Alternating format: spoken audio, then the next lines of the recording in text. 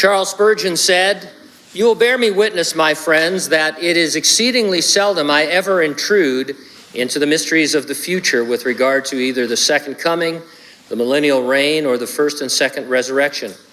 As often as we come about it in our studies, we do not turn aside from the point, but if guilty at all on this point, it is rather in being too silent than saying too much."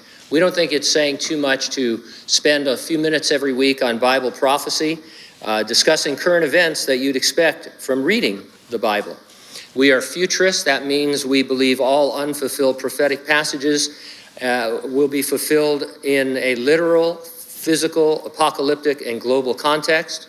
Biometrics, artificial intelligence, cashless commerce, the manipulation of human DNA, global government, the exponential growth of human knowledge, the one world religion, and the rebirth of national Israel are all trends to follow, and all of these are increasingly trending in the news. The rapid progress in artificial intelligence, or AI, is a pretty disturbing trend. AI is the ability of machines to mimic the human mind and actually go beyond it. The ultimate goal of AI is to create an object that can think like a human, think Data in the Star Trek series, only probably not a nice Data. The military is charging forward with AI combat applications. I read an article this week titled, "Robot Dogs Now Have Assault Rifles Mounted on Their Backs." Here's a passage from that article. "Ghost Robotics and Sword International have teamed up to create a rifle-toting robot dog. Called the Special Purpose Unmanned Rifle, Spur, the system adds a 6.5 millimeter Creedmoor rifle from Sword to one of the Ghost Robotics quadrupedal unmanned ground vehicles." It's a trippy-looking piece of equipment. After giving a bunch of specs on the weaponry, how far away it can shoot and kill somebody, for example, the article says, "Though neither Ghost Robotics nor Sword have said such capabilities are in the works now, Spur could also have some degree of additional autonomy in the future, acting on its own, potentially employing artificial intelligence-driven capabilities, at least detect and lock on to potential threats, even if an operator ultimately has to give the approval to start shooting." Now, we previously reported on AI-equipped drones that are currently in service in different places that attack and kill based on facial recognition only. There's no operator.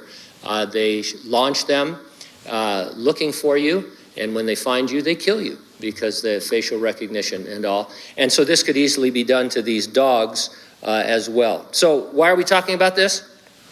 Enforcing the mark of the beast in the future Great Tribulation will be what the Bible calls the image of the beast. A character called the false prophet tells, and I quote, "Those who dwell on the earth to make an image to the beast," who is the Antichrist, "who was wounded by the sword and lived. He was granted power to give breath to the image of the beast, that the image of the beast should both speak and cause as many as would not worship the image of the beast to be killed. He causes all, both small and great, rich and poor, free and slave, to receive a mark on their right hand or on their foreheads, and that no one may buy or sell except one who has the mark or the name of the beast or the number of his name." Now, first we read that this image is made by those who dwell on the earth.